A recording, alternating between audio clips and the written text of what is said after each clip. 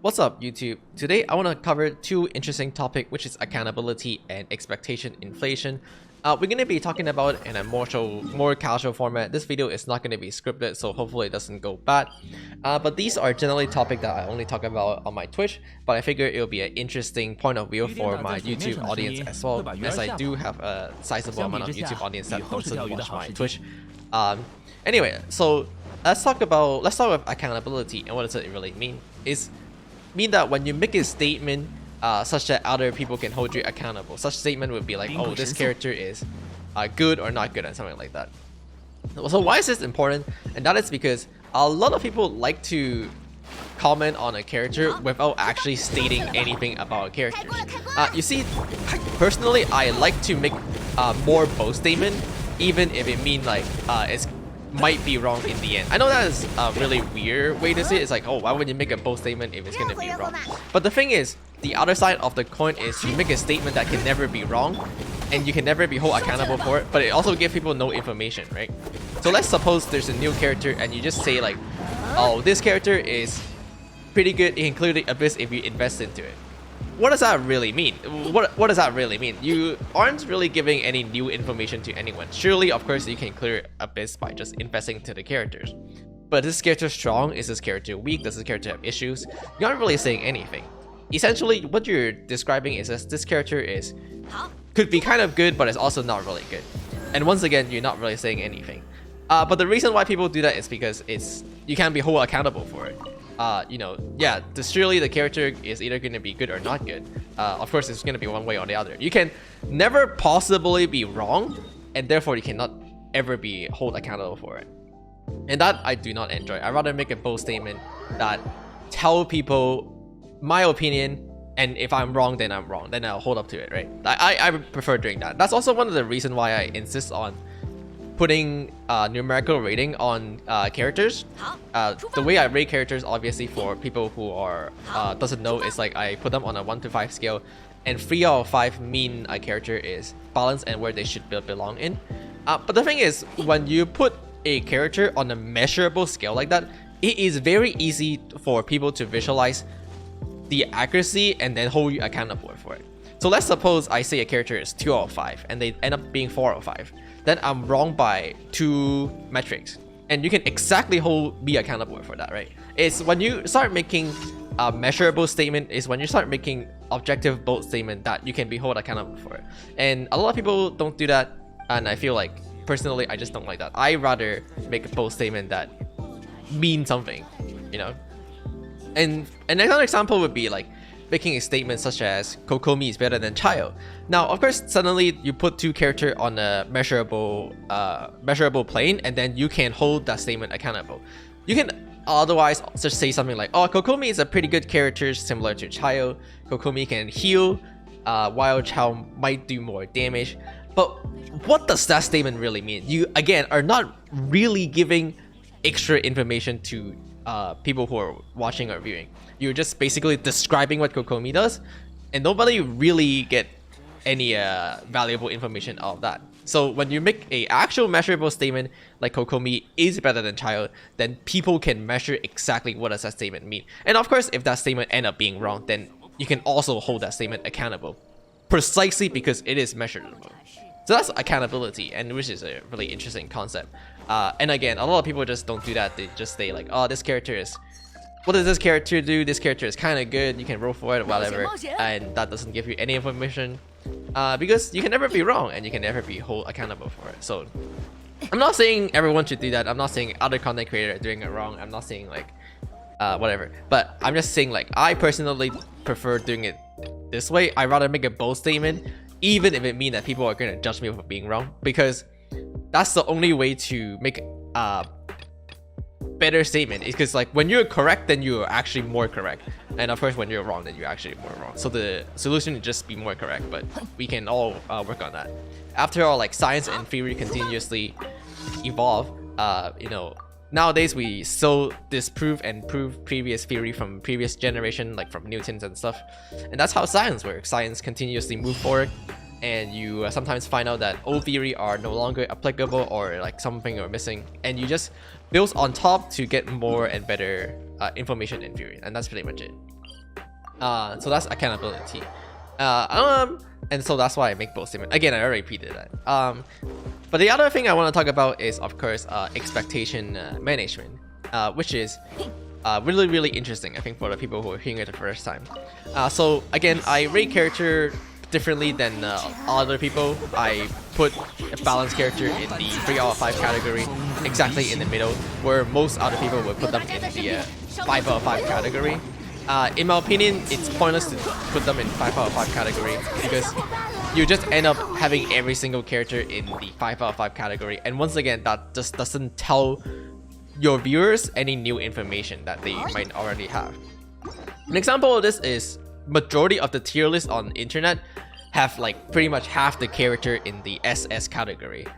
But what does that really mean? Like, does that mean like every single character is broken? In which case, none of the character is broken, right? And certainly some character are truly above others. Example would be like Kazuo is a really good character, so surely he is higher than most of the other character, right? Which means he should be a tier higher than most of the other characters. But when you just throw every single character into the 5 out of 5 category, you are not giving that distinction between like really good character like Kazuo versus other just average character like, I don't know. I'm not gonna name any character because people are gonna get mad for it. And so that's why I do it. I think putting every character in 5 out of 5 is definitely not the way to do it, even though it is norm of the internet now, which is why I want to talk about expectation management and inflation. The reason why people just throw everything into 5 out of 5 now is because there is this expectation inflation that going on in the back of people's mind. It's why when you go to the App Store on like Google Play or Apple, every single app is nowadays rated 5 out of 5, and when you see an app that's not rated 5 out of 5, you think it's bad. But is that really the way to do it though? Is that really the way to do it? I'm giving another example. Is like back when the 1 to 5 system was first introduced in human history, that's not how it worked. A 3 out of 5 means you're satisfied, which means it's beat your expectation, right? And 5 out of 5 are things that are really good and go beyond your expectation. You don't go to a 3 out of 5 restaurant, a 3-star restaurant, and say like, oh, this restaurant is only 3-star, it probably fucking sucks. On the other hand, you don't go to a 5-star restaurant or hotel and be like, wow, this restaurant is 5-star, it probably is average and just like every hotel. A 5-star hotel is a 5-star hotel for a reason. It's because it's truly better than other hotel and exceed people's expectations, right? Like they have a bath, they have a spa, I don't know, whatever. I've never been to a 5-star hotel because I'm poor. And 5-star hotel are 5-star hotel for a reason because and they're expensive for a reason. Like they're good. They're not like everyday hotel. Like so, in that you can see like how the rating system is supposed to work in our world. And nowadays we don't do that anymore. We just shove everything into the 5 category for some reason. And of course, what happened after that? How do you start separating things that are truly beyond the others, you know? And that's when you start getting the SS tier and SSS tier. When you do you guys notice how like tier lists start having like SS tier, SSS tier? It's because they just start throwing every character into the S tier to inflate people's expectation, and then when something actually come and go above that, they have to add the SS tier and then SSS tier and then like SSS plus tier. I don't know. When you could have just done it properly in the first place, which is like SABCD, like how everyone else is supposed to do it. And obviously the reason why people do that is because people don't want to get disappointed by their expectation. You have this expectation that your things is supposed to be good. Oh, I'm done my daily already. You have this expectation that, oh, this thing is supposed to be good. So when it doesn't meet your expectation, you just automatically think it is really bad, even though that's not the case. Like once again, like 3 out of 5 or like A tiers are not that bad, you know. But when your expectation is S and you don't get an S, you automatically think like whatever that you didn't get was really bad, when that's not really the case. And the topic I want to bring up here is actually a real life example of how it applies, which is grade inflation. For people who are not boomer and has been to school recently, you are probably familiar with grade inflation, which is the direct application of what I'm just talking about. Nowadays, every single kids in high school get like a 95, 97, 97 or whatever. They get 8s. The only thing people get nowadays in school is 8. Why? Because when you don't get A, you get disappointed and you get sad. Even though like, you know, B's and C's are still passable grade and they're still like well above the passable grade, which is like, I don't know, whatever your education system use, like EDF. But people are not satisfied with getting B's or C's anymore. They are like, I have to get A's or I'm like the worst kid in the class. And which is why there's this grade inflation. It's because when your teacher doesn't give out A's to every single kid, people get sad, people get disappointed, people get mad. Their parents like, my children can't possibly be getting a B. My children is really smart. He has to be getting an A. There must be a mistake with the school system instead of your children. And so nowadays, teachers just give out A's to every single person to make people happy. And you start losing the meanings of A's. The A's are supposed to represent like you are actually like good at the class, not given to every single person, right? And you start losing the meaning of it. And this is the real life problem, is because every single year we get a further and further grade inflation. I think nowadays like everybody is getting 97, 98, but eventually what? You can't possibly give out 100% to every single person, right? As there's nothing beyond 100%. At least not yet. You can't go 101%. You can't go 102%. But when you continuously inflate that, eventually it's gonna get so bad that you're gonna hit a point of no return, which is what I described it. For reference, I studied in University of Waterloo, and the admission grade nowadays I think is probably at a 97. So if you are not a kid with a 97, you have like no chances of getting into the program. And I think for the harder program, like engineering, if you have a straight 100 average, that means you did every single one of your courses perfectly, you have like a 50% chance of getting admitted. That's how bad it got, because the quote-unquote 100% getting everything perfect start losing its meaning. Everybody has that, so you can't separate good student from bad student anymore. And the only actual way for you to start getting a spot into university now is to do things that are actually above and beyond the grades, which are like extracurricular. You have to like get a job before you can actually get a chance of admitting into university. That's pretty much how it goes nowadays. And you can see like how damaging expectation inflation can possibly be. It's like when you inflate people expectations so high, people is just gonna keep demanding more, and when things doesn't meet their expectation, they just feel like shit, when that shouldn't really be the case. Like again, like that's what satisfactory means. Satisfactory means that you're happy with it, and things that are above that are reserved for things that are truly beyond expectation. And another really, really sad example I want to talk about is actually my university co-op program. So at my university, the University of Waterloo, we have this co-op program where every 4 months, student will get a chance to go with an employer to get like on-field experience. They have to like actually get the job. Like, you know, you have to send your resume in and they have to pick you. But the point I want to bring here is that after the internship or co-op, you will get evaluated by your employers, and your employer can give you a rating similar to how I rate characters. They will give you satisfactory, good, or excellent, or something like that. And the thing here is 95 of the student get the excellent grade automatically, because employer are just like, wow, you're cool, here, have the excellent grade. You're so even though excellent grade are meant to be reserved for students that are truly above and beyond the others. So now the excellent grade loses its meaning because 95% of the students get the excellent grade. However, what happened to the student that does not get the excellent grade? For example, let's say good. Good, again, good mean like you did more than the job asked for. That means like you should, like, you know, you spend some of your lunchtime doing extra work. You spend some of your off hours doing work when you're not asked to do. That's what good mean. At least that's what it's supposed to mean.